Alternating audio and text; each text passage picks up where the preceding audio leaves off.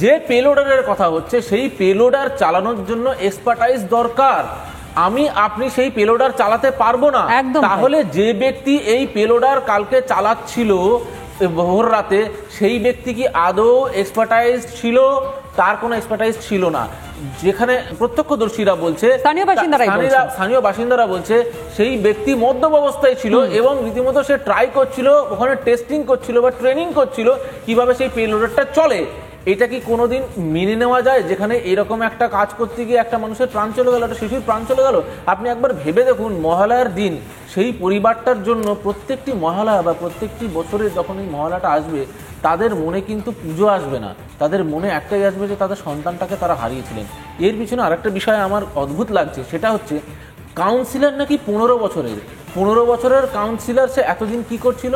কিন্তু এত বড় ঘটনা ঘটার পরে কাউন্সিলর সরজমিনে সেখানে দেখতেও যায়নি যে কি ঘটনাটা হয়েছে। দ্বিতীয়, এমএলএ কোথায়? এমএলএ কার? এমপি কোথায়? এমপি কার? আলটিমেটলি আমরা কয়েকদিন আগে দেখেছিলাম যে উত্তরবঙ্গ থেকে মুখ্যমন্ত্রী রীতিমতো তার প্রোগ্রাম ক্যান্সেল করে হেলিকপ্টারে করে কলকাতায় এসেছিলেন একজন ব্যবসায়ী মৃত্যুর ঘটনায়, মনে পড়ছে? কিন্তু আজকে এরকম ঘটনাগুলোয় আমরা দেখছি একদিকে তার মা কাঁদছে, পরিবার কাঁদছে, কিন্তু মুখ্যমন্ত্রী বিভিন্ন জায়গায় আজকে পুজো উদ্বোধন করে বেড়াচ্ছেন।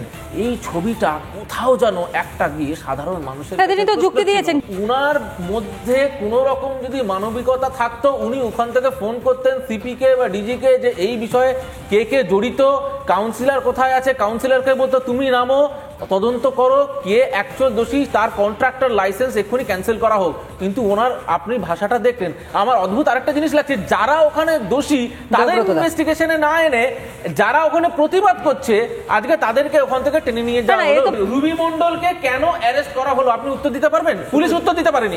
কাউন্সিলরের 3.5 কোটি টাকার গাড়ি কি করে হয়? কারণ এখানে এটাই সব থেকে বড় প্রশ্ন, যে যখনই একটা কাউন্সিলরের কাছে আমরা 3.5 কোটি টাকার গাড়ি দেখি না, তখনই আমাদের প্রশ্ন এই টাকাগুলো আসছে করতে। তখন পুলিশ খুব ভালো কাজ করছে, একদম সহযোগিতা করছেন, তৃণমূলের মুখপাত্র ইনি আছেন। কিন্তু আমার একটা প্রশ্ন ওনার কাছে, সেটা হচ্ছে গতকাল যখন এই ঘটনাটা ঘটলো, এই পেলোডার কার, সেই কন্ট্রাক্টরকে আপনার পুলিশ কি একবারও জিজ্ঞাসাবাদ করেছে? আপনি উত্তর দিতে পারবেন?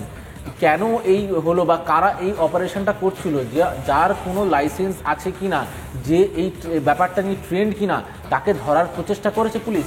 না, প্রত্যক্ষভাবে আমরা যেটা দেখতে পেলাম সেটা হচ্ছে যারা ওখানে বিক্ষোভকারী, ইভেন কি একটা মদ্যপ অবস্থায় গাড়ির স্টিয়ারিং কেউ হাতে নিচ্ছে সেটা পর্যন্ত কেউ দেখতে পাচ্ছেন না। এক্স্যাক্টলি।